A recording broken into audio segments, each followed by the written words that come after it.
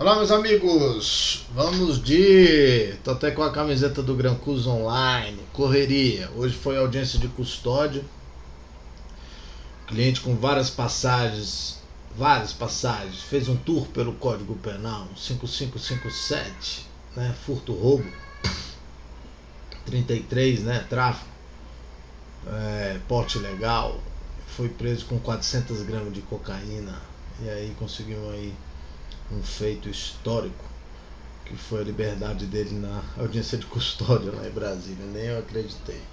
Depois gravei e aí por isso eu vou me valer dos vídeos, tá bom, senhores? Não vou.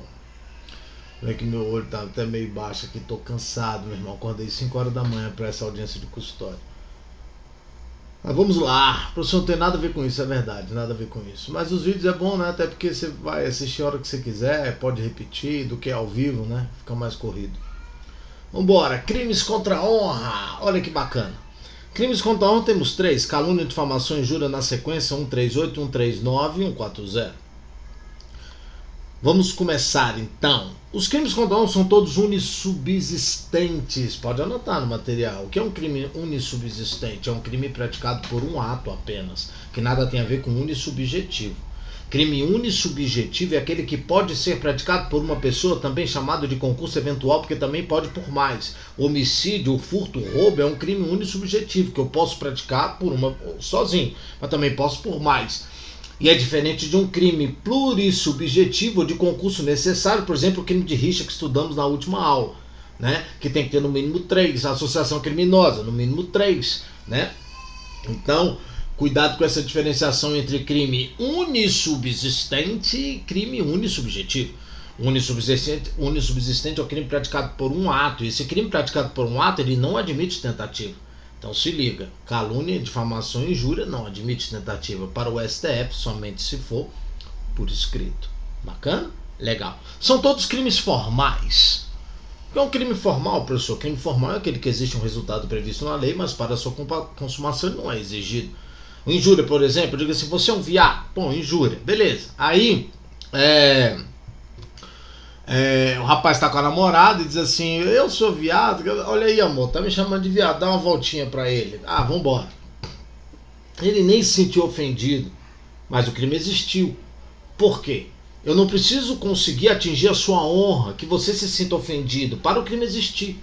Legal? Então cuidado, os crimes contra a honra são formais, já foi objeto de prova, pegou muita gente, dizendo que é material, que a pessoa precisa se sentir ofendida. Errado. É igual desacato, que também é formal.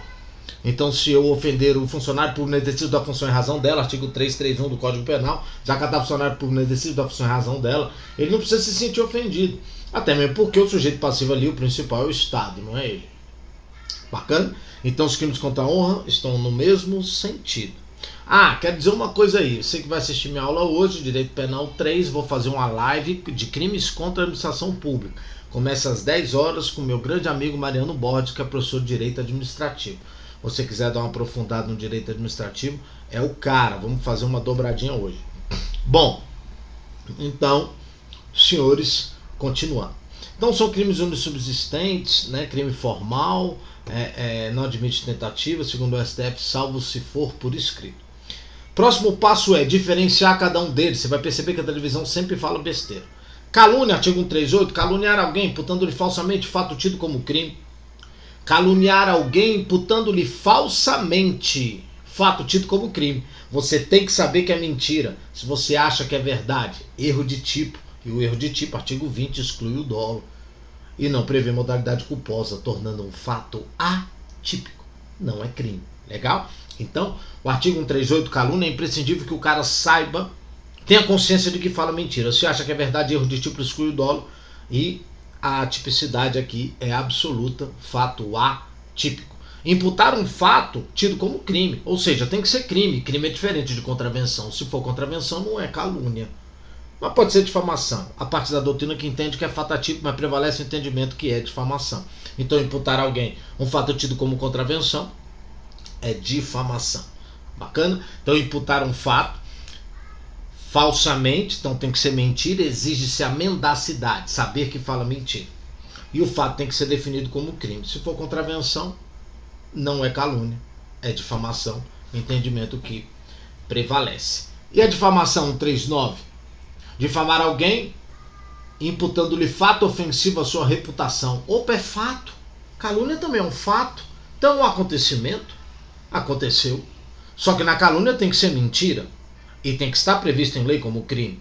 E a difamação vai por exclusão. Se não é previsto como crime, vai ser difamação. Então, vamos lá. Calúnia.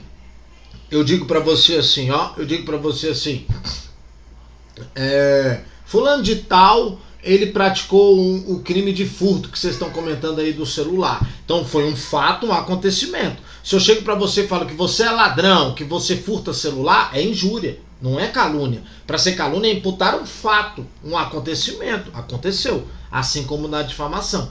A diferença entre calúnia e difamação é que o fato na calúnia é tido como crime. E a difamação você vai por exclusão. Então um exemplo de difamação: eu vi você entrando lá na casa das primas. Entrar na casa das primas não é crime, mas ofende a sua reputação, evidentemente, tá? Então difamação é um exemplo aí, um exemplo que eu acabei de te dar. Bom, antigamente adultério era crime, né? Já não é mais crime desde a Lei 11.106 de 2005.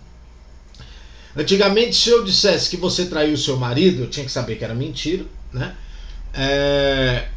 Eu responderia por calúnia. Agora hoje é difamação, porque adultério não é mais crime. Então se eu disser por aí que eu vi você traindo seu marido, sua esposa, é difamação, beleza? Calúnia e difamação ferem a honra objetiva. O que significa isso? Significa que o crime se consuma quando terceiros ficam sabendo. Se eu chego pra você e digo, foi você que furtou o celular que o povo tá comentando aí, só pra você, ninguém ouviu, fato atípico. A mesma coisa é a difamação, porque eu atinjo a honra objetiva. Portanto, o crime se consuma quando terceiros ficam sabendo. Legal? Bom, e a injúria? Artigo 140. 140 do Código Penal: injuriar alguém, ofendendo a dignidade ou decoro. Injúria é xingar, é ofender. Tá? Você, professor, é um professorzinho de merda. Você é um advogadozinho de bosta. O que é isso? Injúria, pô. Você é burro. Injúria. Legal? Bacana. Depois eu falo mais das formas qualificadas lá da injúria, que eu vou deixar pro final. Primeira coisa, você tem que entender a diferença entre os três crimes, senão a gente não evolui. Legal? Injúria, por outro lado, diferentemente da calúnia e difamação, fere a honra subjetiva. Posto isto, consuma-se quando a vítima toma conhecimento. Legal?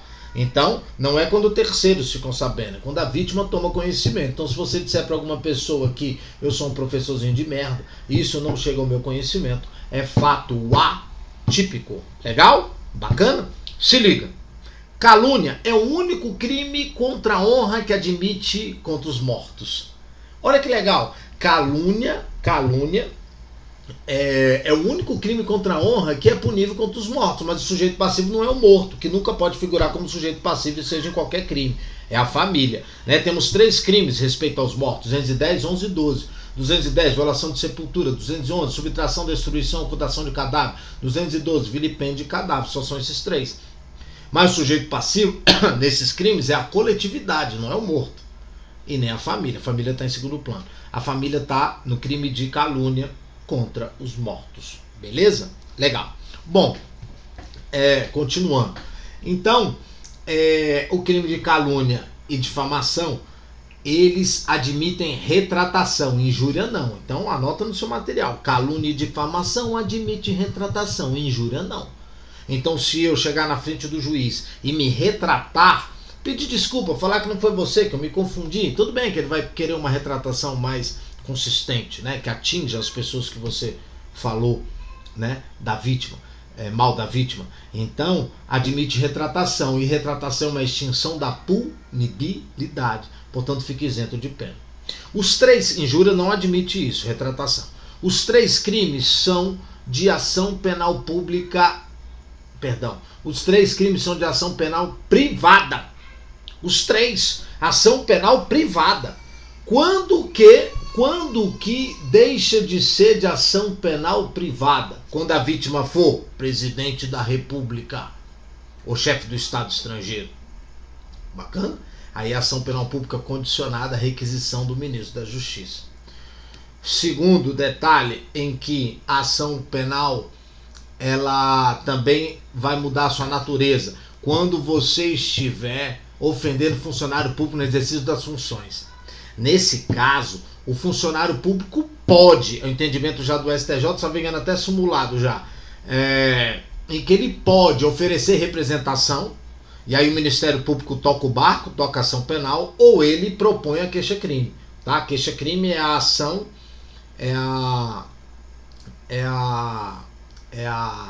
a peça cabível para ação penal privada. Na ação penal pública é denúncia, beleza? Então ele pode escolher qual que ele quer. Então nesses casos aí, a ação penal vai ser dúplice, tanto a ação penal pública condicionada à representação como a ação penal privada.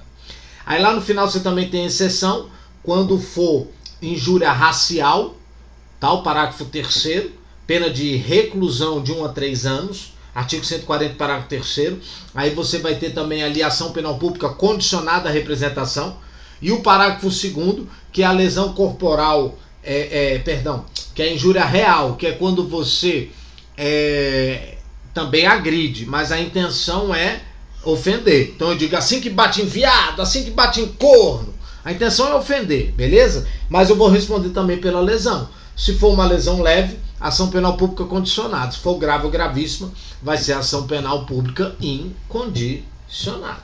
Beleza? Então essas são as exceções. Em regra, os crimes contra a honra são todos de ação penal privada. Legal? Bom, cuidado com o que eu vou te falar. Difamação e injúria deixam de ser punidos quando irrogada em juízo pela parte do seu procurador. Então tá numa audiência de família, o cara que tá querendo baixar a pensão. Aí a mulher diz assim, pra sair com aquelas rapariga, você tem dinheiro, né? Aí, excelência, é difamação. Você é um pai de merda, excelência, é injúria. Mas não vai ter punição. Por quê? Não constitui crime a ofensa irrogada em juízo pela parte ou seu procurador. Então, a injúria ou difamação, calúnia não. Então, não constitui difamação e injúria punível a ofensa irrogada em juízo pela parte ou seu procurador. Bacana? Bom, agora, se alguém está lá dentro da audiência e espalhou isso, aí vai ser punido. Então, quem espalhou vai ser punido. Esses dias eu vi uma classificação diferente chamando de calúnia reflexa. O que é calúnia reflexa? Calúnia reflexa é quando você imputa um fato a uma pessoa, mas também recai sobre uma outra pessoa. Isso que é calúnia reflexa. Vi uma classificação aí doutrinária recentemente. Bom, continuando. Calúnia e difamação, falei que admite retratação. Aí tem um outro detalhe aqui. Antes de eu falar desse detalhe, lembrei de um outro negócio aqui. Se liga. Os crimes contra a honra são de ação penal privada e são crimes de menor potencial ofensivo. Vai deixar de ser menor potencial ofensivo a injúria racial, que é o parágrafo 3º, que é reclusão de 1 a 3. Todos os outros, calúnia, difamação, injúria na forma básica, eles são crime de menor potencial ofensivo. Então são julgados pela Lei 9.099, cabe transação penal, mas quem vai oferecer a transação penal é a vítima, que é chamada de querelante, aquele que ingressa com a queixa-crime, querelado é o réu. Então são crimes de menor potencial ofensivo. Aplica-se a Lei 9.099. Só que tem um detalhe. O único crime aí, na forma básica aí, que vai deixar de ser de menor potencial ofensivo, além da injúria real, evidentemente, que eu já falei, é o crime de calúnia quando você imputa o fato ao presidente da República, que tem aumento de pena de 1/3 e a pena já está no limite de 2 anos. Então, nesse caso, o aumento de pena no crime de calúnia vai fazer com que o crime deixe de ser de menor potencial ofensivo. Caminhando já para o fim, se liga no que eu vou te falar. Eu tenho o que se chama de exceção da verdade. O que é exceção da verdade? Provar que eu falo a verdade. Para ser crime de calúnia. Eu não tenho que falar mentira? Sim. Então, se eu digo que estou falando a verdade, eu posso provar que estou falando a verdade. Bacana. Então, no crime de calúnia, admite exceção da verdade. Só não admite quando? Quando a vítima, presidente da República ou chefe do Estado estrangeiro, Segundo, quando o crime imputado for de ação penal pública e o indivíduo já foi absolvido no processo por esse crime e a sentença transitou em julgado, não cabe mais recurso. Ou quando o crime for imputado de ação penal privada, ele não foi condenado e a sentença não cabe mais recurso, transitou em julgado. Então vou explicar esses dois últimos, que o primeiro é fácil, percepção, que é quando a vítima for o presidente da República ou chefe de Estado estrangeiro. Então vamos lá, eu digo assim: fulano de tal praticou o crime de furto que vocês estão comentando do celular. É um crime de ação penal pública. Então, só que ele já respondeu por esse crime de furto desse celular. E ele foi absolvido e transitou em julgado. Como é que eu vou provar que fala a verdade? Legal? Não tem como. Não tem como. Segundo exemplo, quebraram o vidro de um carro por aí. Eu digo, quem quebrou foi o fulano. Tá? Quem quebrou? E tudo isso é mentira, a princípio. Crime de dano, ação penal privada. Aí eu digo, vou provar que estou falando a verdade. Não, mas ele já respondeu pelo crime de dano desse vidro, desse carro específico. E ele não foi condenado. E a sentença não cabe mais recurso. Como é que eu vou provar que fala a verdade? Bacana? Caminhando para o final. Injúria. O que é injúria real? É aquela que você utiliza violência ou vias de fato, parágrafo 2º, violência ou vias de fato, e pelas suas circunstâncias se tornar aviltantes. Então, já dei exemplo, assim que bate em corno, assim que bate em viado, essa é injúria real, e você também responde pela pena referente aí à lesão. E a injúria racial, quando você ofende a pessoa em razão de raça, credo, cor, religião, etnia ou procedência, em razão de pessoa idosa com deficiência. Agora, cuidado com o que eu vou te falar. A injúria aqui, em relação ao deficiente, não é porque você ofendeu um cara que é deficiente que vai ser esse crime, artigo 140, parágrafo 3º, não. Você tem que falar da deficiência dele. Então, você é um aleijadinho, aí sim. Não é porque eu xinguei o idoso que vai ser a injúria do parágrafo 3º, não. Você é um vovozinho burro, vovozinho devagar pra caramba, blá, blá, blá. É em razão da deficiência de pessoa idosa. Aí sim aplica o parágrafo 3º. Beleza? Então é isso que você tem que saber dos crimes contra a honra. Agora é só voltar o vídeo, anotar tudo no caderno, que vai estar na tua próxima prova. Valeu, eu volto com mais.